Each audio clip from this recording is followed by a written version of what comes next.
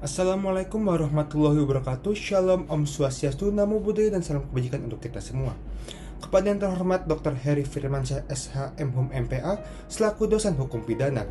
Pada kesempatan kali ini, kami akan mempresentasikan hasil mini skripsi dengan judul Analisis Penerapan Alasan Pembenar dan Pemaaf pada Tindak Pidana Pembunuhan Studi Putusan Nomor 868 garing PIK B garing 2021 garing PN Jakarta Selatan.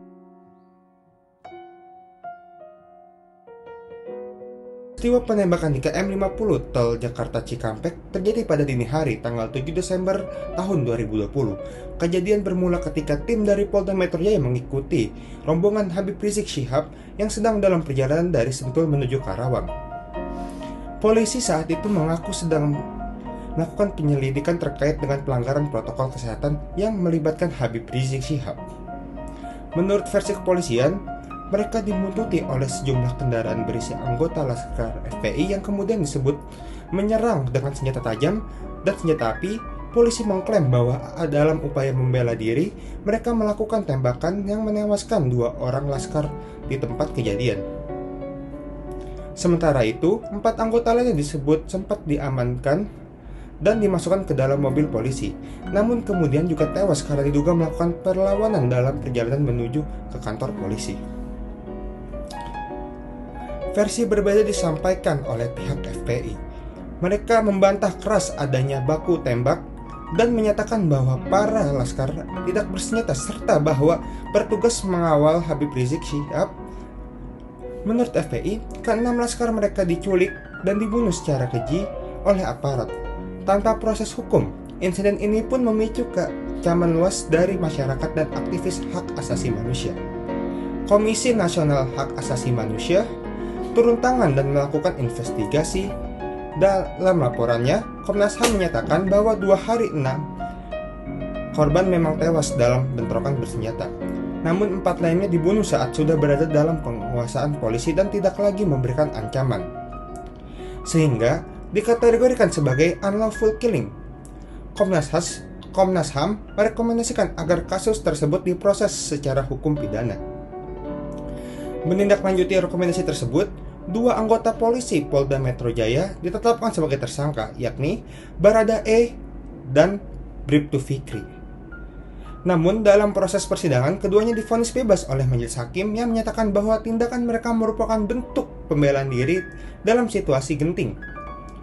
Peristiwa ini tidak hanya mengguncang kepercayaan publik terhadap aparat penegak hukum, tetapi juga menjadi salah satu alasan pemerintah mengambil langkah tegas untuk membubarkan organisasi FPI pada akhir Desember tahun 2020. Hingga kini, kasus KM50 tetap menjadi topik kontroversial dan meninggalkan pertanyaan besar terkait transparansi, akuntabilitasi, serta penegakan hak asasi manusia di Indonesia.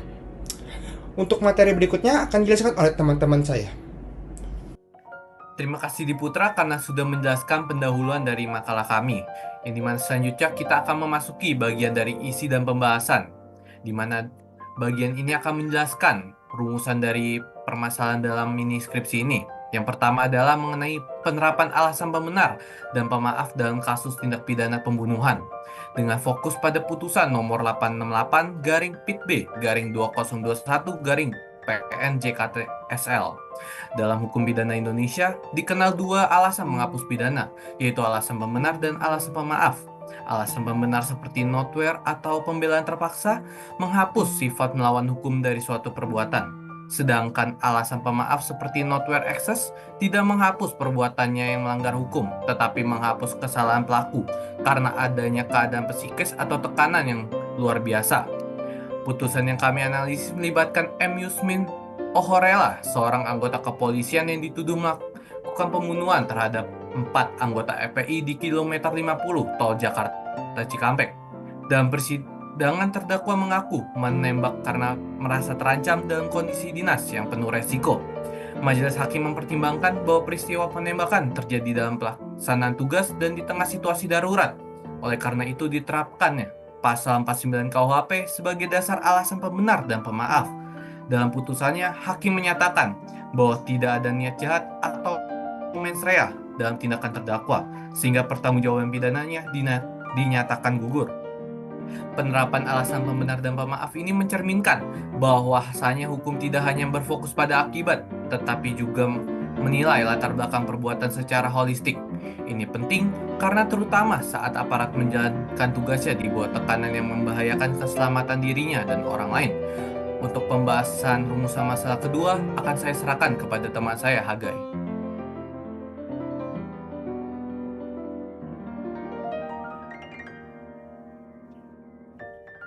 Baik, terima kasih Misael. Selanjutnya saya akan menjelaskan isi dan pembahasan dari rumusan masalah kedua tentang mini skripsi ini, yaitu bagaimana pertanggungjawaban subjek hukum dalam kasus pembunuhan menurut hukum pidana Indonesia.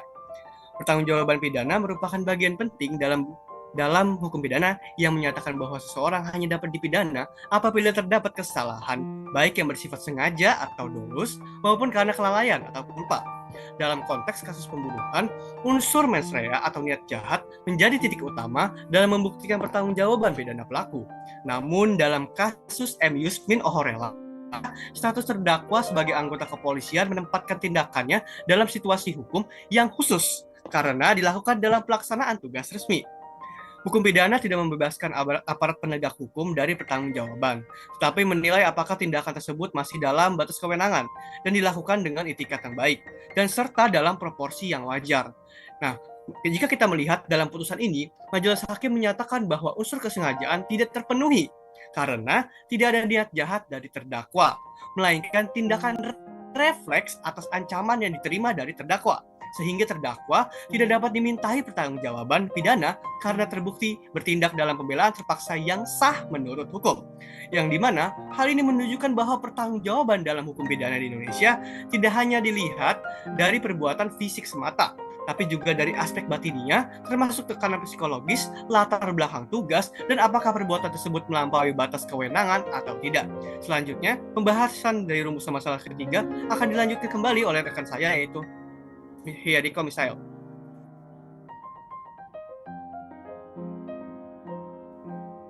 Baik, terima kasih Hagai.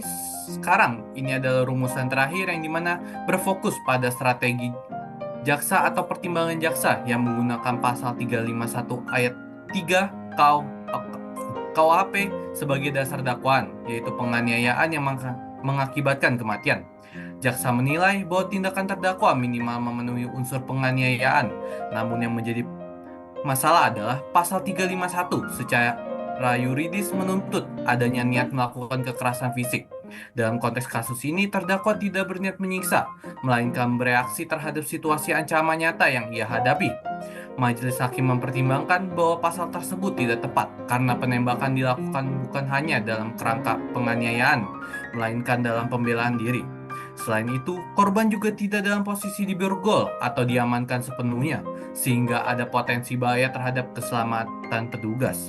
Ini menunjukkan pentingnya kehati-hatian jaksa dalam memilih pasal dakwaan. Penggunaan pasal yang tidak tepat bisa menyebabkan gugurnya dakwaan karena tidak terpenuhi unsur deliknya.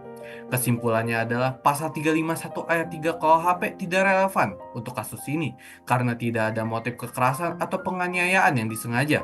Justru unsur notwear atau notwear excess lebih sesuai karena tindakan terdakwa terjadi dalam keadaan mendesak dan mengandung ancaman yang serius. Selanjutnya untuk kesimpulan saya akan serahkan kepada Michael Kurniawan.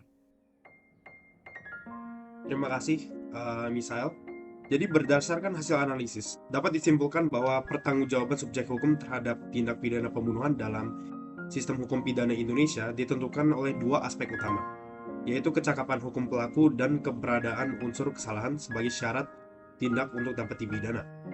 Seorang subjek hukum hanya dapat dimintai pertanggungjawaban apabila ia dinilai cakap secara hukum dan tindakannya memenuhi unsur delik yang telah ditentukan dalam peraturan perundang-undangan. Dalam konteks pembunuhan sebagaimana diatur dengan pasal 388 KUH pidana, unsur kesengajaan untuk menghilangkan nyawa menjadi elemen yang esensial. Sementara itu, pasal 351 KUH pidana pada ayat 3 digunakan untuk menjerat perbuatan kekerasan fisik yang tidak disertai niat membunuh, namun berakibat pada kematian korban. Perbedaan antara kedua pasal ini terletak pada intensi pelaku, yang dalam praktiknya sangat menentukan arah penuntutan. Penerapan pasal 351 ayat 3 sebagai dakwaan subsidiar dalam kasus KM50 terhadap terdakwa M. Yusmin Ohorela menunjukkan bahwa jaksa mempertimbangkan kemungkinan tidak terpenuhinya unsur kesengajaan membunuh, sehingga dakwaan penganiayaan yang menyebabkan kematian digunakan sebagai alternatif. Namun, dalam pertimbangan hakim, tindakan terdakwa dinyatakan dilakukan dalam keadaan terpaksa akibat tekanan psikis yang berat, Northware excess, yang menurut ketentuan pasal 49 ayat 2 KUHP merupakan alasan pemaaf yang dapat menghapuskan pertanggungjawaban pidana.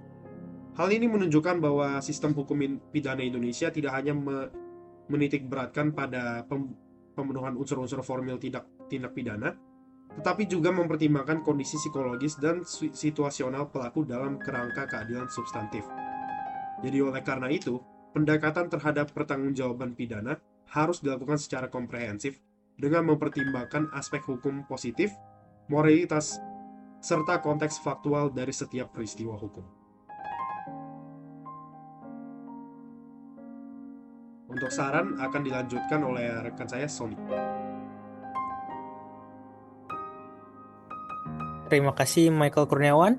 Di sini saya akan menjelaskan sarannya. Setelah melakukan analisis yuridis serta kajian akademik terhadap putusan nomor 6868-PIT-B-2021-PN Jakarta Selatan mengenai penerapan alasan pembenar dan pemaaf dalam tindak pidana pembunuhan, kami merumuskan beberapa saran yang ditujukan kepada 3 kelompok utama, yaitu masyarakat, aparat penegak hukum, dan kalangan akademisi. Untuk masyarakat, kami menyarankan agar pemahaman masyarakat terhadap hukum pidana, khususnya mengenai konsep alasan pembenar dan pemaaf, dapat ditingkatkan.